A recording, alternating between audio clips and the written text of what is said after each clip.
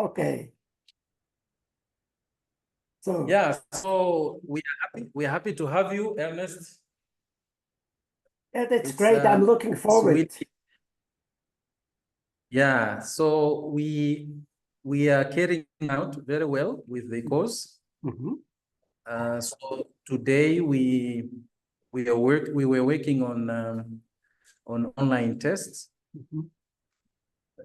how to compose different types of questions, multiple choices, short answer questions, Great. and how to make them self-grading so that when the student attempts them, they can get the right answer, they get the feedback, how to set these tests to send feedback immediately or later, Right. how to set the grades. Yeah, so we have been trying to do that. And participants may have questions, but we would like to hear from you before we open the door to participants. We also had Fujo this morning. Okay. So yeah, Fujo came for technical things. Yeah. And yeah, it was he confirmed that we cannot record. We can't do recording of Zoom through the tablets, these small tablets we have. Okay. Yeah, but then we said that should not be an issue. If we want to make these videos, we can always use computers, whether borrowed or whatever. Computer lab or wherever. Yeah, he also came here and told us how we can download YouTube videos. Yeah, so he has been helpful for Very sure. good. So we are looking forward to hearing from you. Yes. So please, actually, the floor is yours. Yeah. Thank you very much. So I thought let's start with an overview of what you were doing. You might hear a few things that you already know.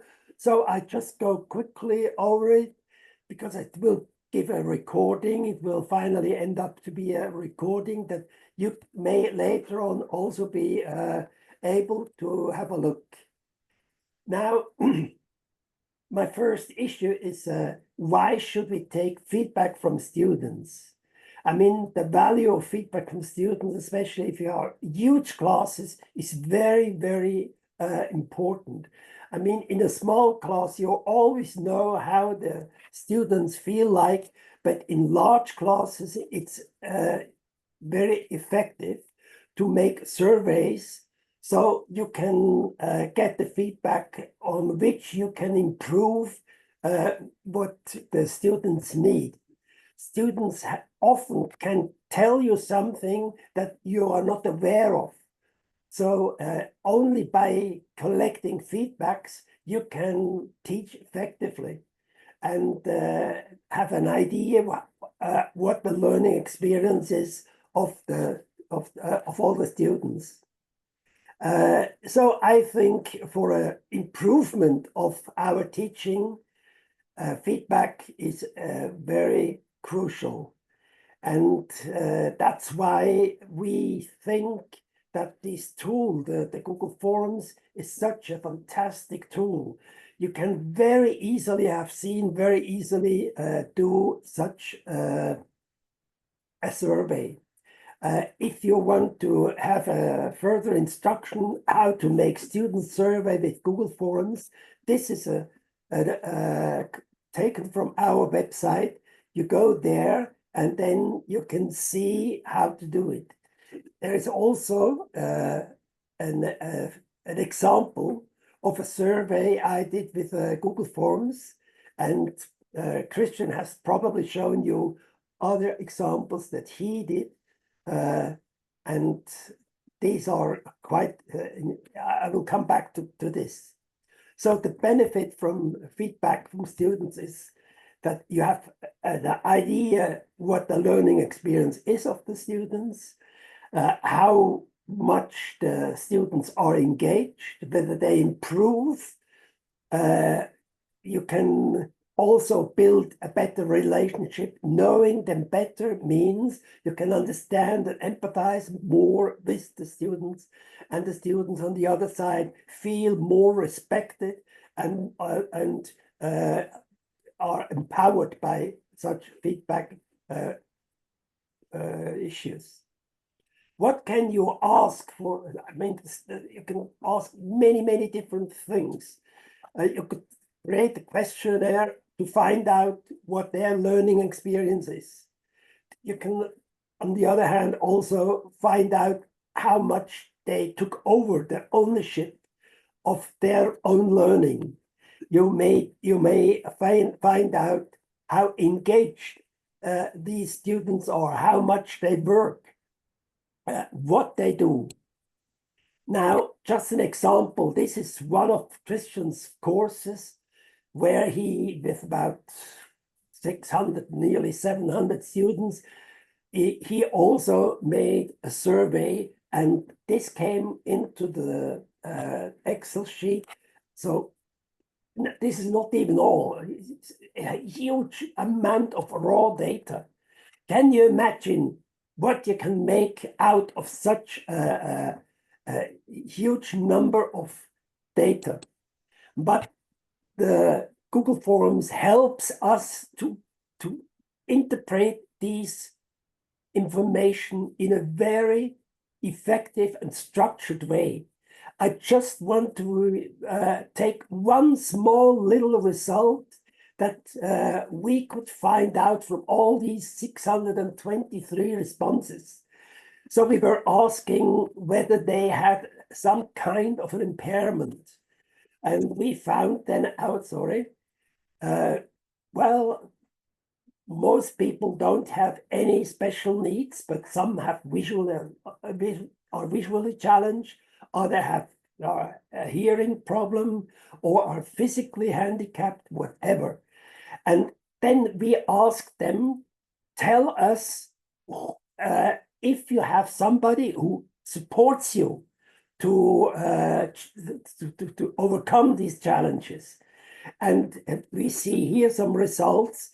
Physically challenged, there were 2 people, and they told us, she, for instance, this person had somebody that helped her, and somebody hadn't any support. From the hearing challenge, there were 15, just a few of them. Some can rely on a language interpreter, and some have a friend who helps them. So we were able then to give them the information back. So all those people who were with a hearing challenge, or those who supported people with a hearing handicap, were then brought together, and they could support each other. So, I mean, it's just the only limit is our mind to find out things that the students can tell us. This was the survey. Now, another more, or even another aspect that you can treat with the Google Forms is the monitoring of the learning progress. Normally, if we teach students, we always want to know whether they understood. Only then we can adjust our teaching to the needs of the students. In an online situation, this is much more complicated, but there are different forms of monitoring the learning progress.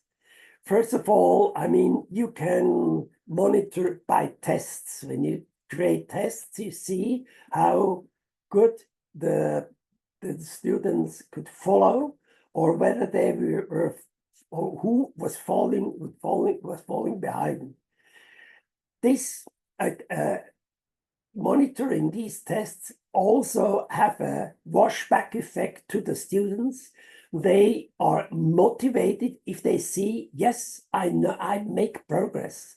Only then can they realize it's worthwhile to study. Then, depending on the results by these tests, you can also create learning groups. You can create focus groups to find out specific topics. I have to deal again with a small number of students. So a good monitoring of the learning progress might, in a blended learning approach, might help you to organize your face-to-face lessons, where you then can exactly help them to bridge the gaps they still have. If you don't have any feedback, if you don't have any tests, if you don't know whether the students learn or not, I compare it with flying, a pilot flying without in the fog. So he can't see anything, and he might crash. And the same is for us as a teacher. If we don't know how the learning process is going on, we might also be crash with our class. You were working with the self-grading tests that can be made with Google Forms. There might be questions you have made, multiple choice questions, for instance, that can be graded by the system itself if you give them an answer key. So the system can compare the answers of the students with the answer key and can grade them. You know how easy this is. If you have open questions, the system cannot correct and grade these tests. So all those questions that are open must be corrected by the teacher. And this can be done very easily. So if you have only multiple choice tests, then of course, then everything can be graded automatically. If you have a few open questions that you must also judge whether these are good answers or not, then you can work together. In any case, the amount of work that it means for you is enormously reduced. That's why it is so important to have it in this way. So actually, that is just an overview now of what you were doing. And now let's give you the floor to ask questions.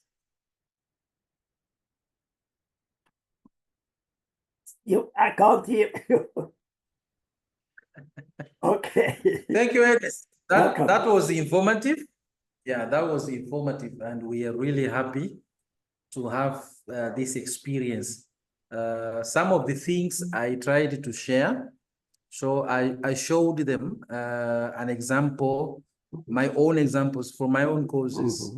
So they could see, for instance, the analysis that Google could do for me to get the picture. And you actually emphasize on that area.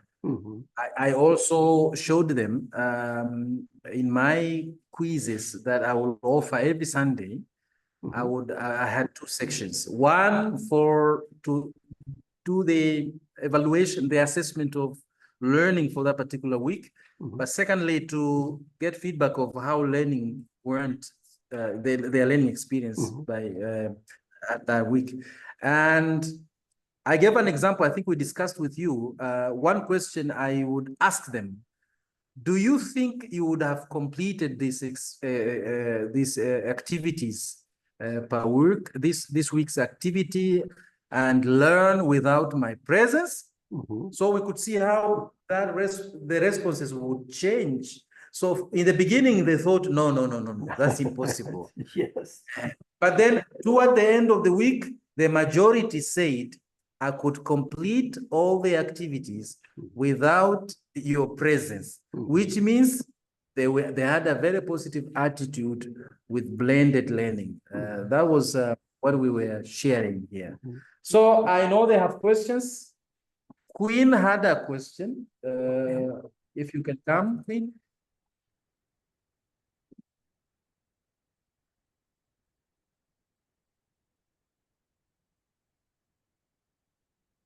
So we had to change the direction because of reflection. Yes, it's For much clarity. better. Much better. Hello, Yes. Queen. Yes. Yes, I can Hello, see Eric. also much better. Yes, thank you. How are you? How are you? Fine, Hope you're thank doing you. fine. Thank you. Today we acquire new knowledge on how to create quiz Mhm. from Christian, but during when I was in college, one of my teacher used this method, but the question was changed. For example, the question number 1, which I conducted, is differ from the question number 1, which Christian is conducted. Okay. Yes. So my So it's like the questions are random. It's, yes. yes. Ernest? Yes, How do you make the question? How do you make the questions random so that you in do the same test? settings, But but they are yes. random. There are two possibilities. First, you can put the options for each multiple choice question, option 1, option 2, option 3. You can mix them also. It's also in the setting. Or you can mix and put it in a random order by putting it at random somewhere in the settings. I can't remember quite now, but have a look at the settings on the upper right corner. There is a possibility to click settings, and there you can change this. And for if you are in a computer lab and there is one screen after the other, it's good to have in a class this random setting so they can't see what the neighbor is clicking, or they can see it, but it doesn't help them. So it's in the settings. Yeah, so we will explore that. We will explore the settings before we end the class, and probably we will have the answers. Yeah. Do we have another question? Yeah, you're welcome, Mr. Luca.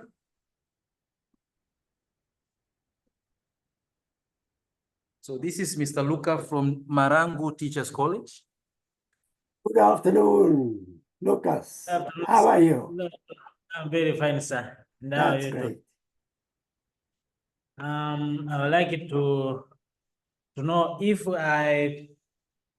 after construction of the tests or exams, then the students do it.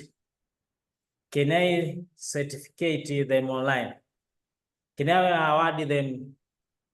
I mean, can they get online certificates after completion of what have been planned to? Oh, Is there the possibility? Is there the possibility of giving them a certificate after they have completed the questions, for instance? Then they get the feedback and the certificate. Is there that possibility? Is that possibility? I can't quite see a straight solution for this problem, but I mean, you must know, when you have all the responses collected, you can show them in an Excel or in Google Sheets in a table, and there you could easily see who is having enough points, for instance, and then copy these names and send them a certificate. So, but an automatic sending of a certificate, I don't think that is possible. At the moment, it never crossed my mind how to do that. Yeah. Okay. Maybe we can still explore. Mhm. We can explore for Right. possibilities. Right. Yeah. Right. But there's certainly a workaround via Excel, because then you could actually create with these names, you could create a document in Word and then implement each name into you can automate this as well. But it's not just by pressing a button. Okay, Fine. fine, thank you. That's so good. I like the way of constructing tests online. Mhm. Yeah, Yeah, I like it. that's great. And I just want to also draw your attention to our sorry, maybe I can, oh, I first have to prepare myself. I was not properly ready for this. Just a minute. I want to go back to our website.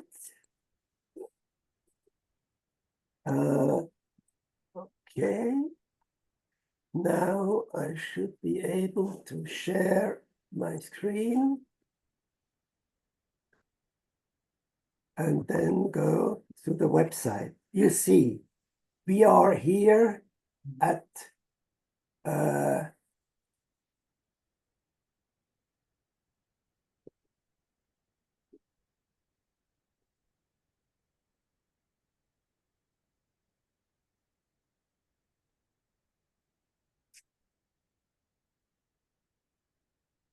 I just wanted to tell you about this tool, quizzes.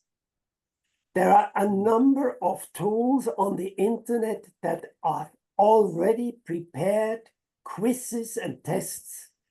And if you go there and you research, you might get a test that is already done. Or maybe you say, well, I have to adapt it. Then you can download it, you can correct it, and then use it on your own. Or in quizzes, you can also create your own test from scratch, just with your ideas. So quizzes is an excellent tool also to make short quizzes. Another element I wanted you to show is Anki. Anki is a tool that makes flashcards. So if you want to learn notions, anything, you can create flashcards, and then students can download Anki, which is also free, on their smartphone, and they can actually train themselves on and on. What I already would, what I would recommend is to ask students, after having treated the topic, to create flashcards. And then somebody can create such a set, a whole set of questions, and you can send them to the students, and they can, as a homework exercise. Is it just words or notions or concepts? That's really great. I had my grandson, I helped him to prepare exams by giving him also Anki sets. And here too, you find on the internet plenty of tests already made that you might be using, or you can also do it from yourself. And then, so in this way, you can really also do a lot of tests. I mean, the what you learned now to these self-grading tests with Google Forms is the advanced form where you can do plenty of things, but there are simple and more easier ways to do tests as well. Another another element that you find on the internet as well is, I mean, how do we create multiple choice questions that are really supporting the learning and the thinking? I mean, multiple choice tests are so often are meant to be very stupid questions, but if one thinks a bit, one can also create very good tests by just using the multiple choice technology. Okay. Yeah, sure. Thank you Right. very much. Thank you for me. Have a good day. The same for you. Have a nice time. Thank you. Is there any other person? If you have something you want Ernest to respond?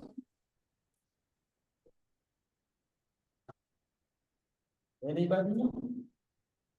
Yeah, so I think we are satisfied, Mr. Ernest. Okay. I was asking if we can do this earlier tomorrow, Yes. because tomorrow is closure. Yes. Is how is 9? We start with your presentation on quality control, how to teach. How about 9? Is it okay? 9 Tanzanian time. For me, it's okay, but you remember last time 9:30 was too early. They hear, and I hope they will come earlier. Do you confirm 9 for a meeting with Ernest? Or do we do it later? Yeah, so they say we can do it at 9. 9. Okay. So yes. So the first thing we do tomorrow, Yeah. is your lecture, your presentation. So, and then we proceed later. So it will be about quality control and how to teach. Okay. And anything Okay. you may have. I also thought I'm preparing an evaluation form for them, so we can learn from them what we can do better the next time, and how we can adapt our system. I mean, we were fiddling around for all the last years. We changed all this and that, and now we are really eager to learn from them how they experience their learning. And yes, and in the part of practice, we have been talking to them, and I think they is a really good group. Yeah, they really want to practice what we have learned. I really hope that we will get good feedback immediately after the course. Yes. And they show that they want to try out and see how it works. Yeah. Great. Okay, then we see us tomorrow, 9. Yes, 9. Yes. Thank you very much and have a nice evening. Bye-bye. Bye-bye. Thank you. Bye-bye. Bye-bye.